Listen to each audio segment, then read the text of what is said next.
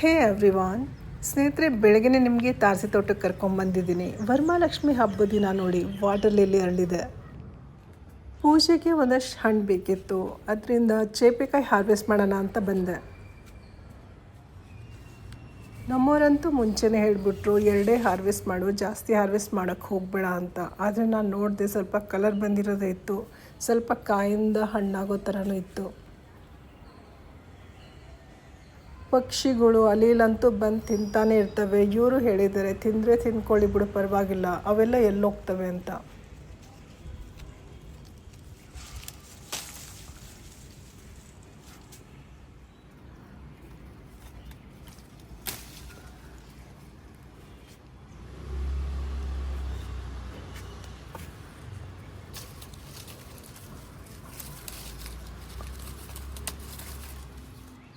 ಟೋಟಲಾಗಿ 3 ಚೇಪೆಕಾಯಿ harvest ಮಾಡಿದ್ದೀನಿ. Water lily ನೋಡ್ತಾ ಇರೋಣ ಅನಿಸ್ತು, ಆದರೆ ಕೆಲಸ ಇತ್ತಲ್ವ, ಅದರಿಂದ ಕೆಳಗಡೆ ಬಂದುಬಿಟ್ಟೆ.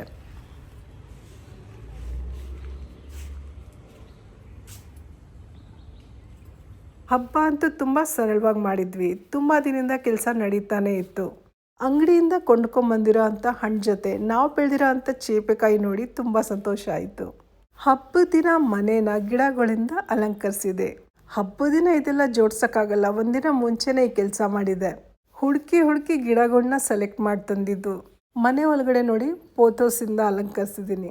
ರಿಯಲ್ ಪ್ಲಾಂಟ್ಸ್ನ ಮನೆ ಒಳಗಡೆ ಇಟ್ಟರೆ ವಾತಾವರಣನೇ ಬದಲಾಗ್ಬಿಡುತ್ತೆ ಅಲ್ವಾ? ಇಂಡೋರ್ ಪ್ಲಾಂಟ್ಸ್ನ ವಾರ ಪೂರ್ತಿ ಮನೆ ಒಳಗಡೆ ಇಡ್ಬೋದು. ಅದ್ರೊಳಗೆ ಏನಾದರೂ ವೇರಿಯೇಷನ್ ಅನಿಸಿದ್ರೆ ಅದನ್ನು ಹೊರಗಡೆ ತಂದಿಟ್ಟಿದ್ರೆ ಆಯಿತು. ನೆಕ್ಸ್ಟ್ ಡೇ ಮಳೇಲಿ ಸ್ವಲ್ಪ ವಿಡಿಯೋ ಮಾಡಿಕೊಂಡೆ.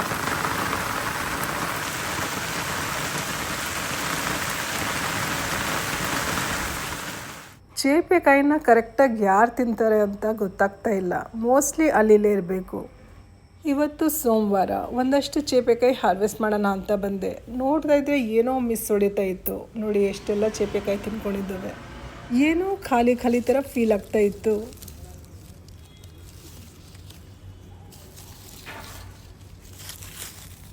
ಇದನ್ನು ತಿಂದಾಕಿದೆ.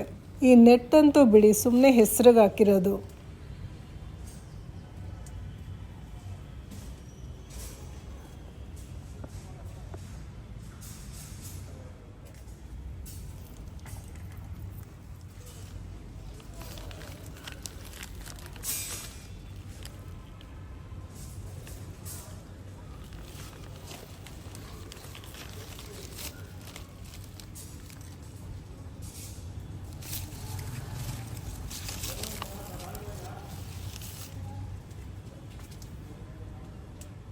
ಉತ್ತರಿಸಿರೋದೆಲ್ಲ ಕೆಳಗಡೆ ಬಿದ್ದಿದೆ ನೋಡಿ.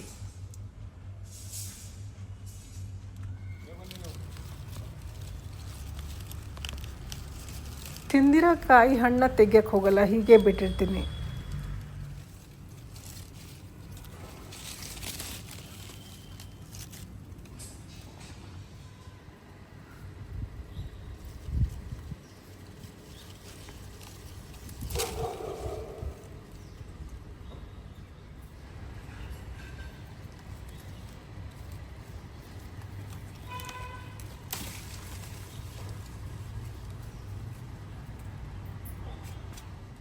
ಎರಡೇ ಕಾಯಿ ಸಿಕ್ಕಿದ್ದು.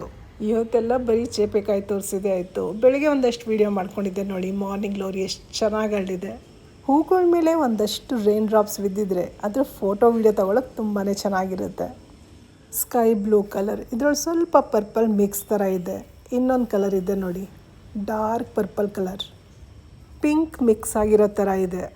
ತುಂಬ ಪ್ರೀತಿಯಿಂದ ಶ್ರದ್ಧೆಯಿಂದ ನಿಮಗೋಸ್ಕರ ವಿಡಿಯೋ ಮಾಡಿರ್ತೀನಿ. ಇಷ್ಟ ಆಗಿದ್ರಲ್ಲಿ ಲೈಕ್ ಮಾಡೋದು ಮರಿಬೇಡಿ. ಮತ್ತೆ ಸಿಗೋಣ ಇನ್ನೊಂದು ಒಳ್ಳೆ ವಿಡಿಯೋ ಜೊತೆ. ಅಲ್ಲಿವರೆಗೂ ಧನ್ಯವಾದಗಳು. Thank you. ನಮಸ್ಕಾರ.